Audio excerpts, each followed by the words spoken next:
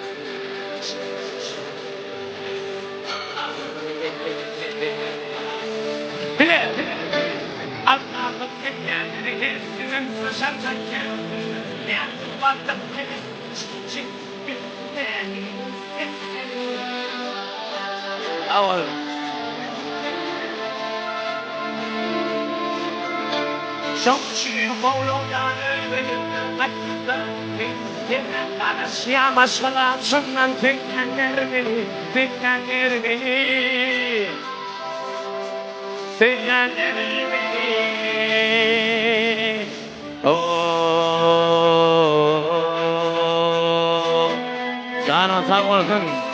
İşte.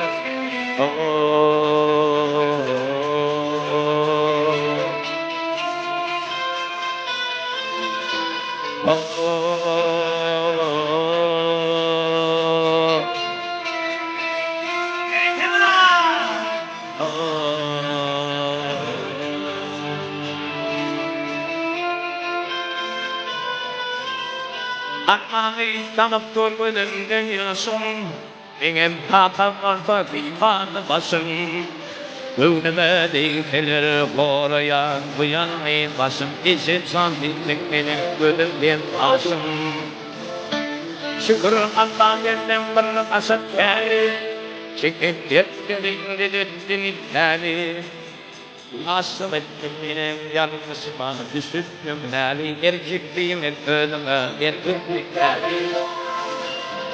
Allah'ım yerleri gerektirir nasıl sökeri. Ben kullandım benim hiç kimse kim bilmedi.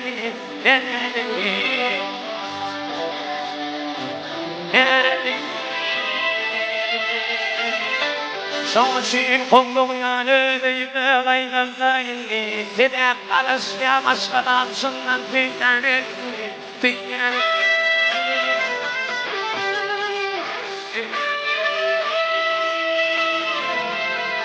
Allah'ım yerleri gerektirir nasıl sökeri. Ben kullandım benim hiç kimse kim bilmedi.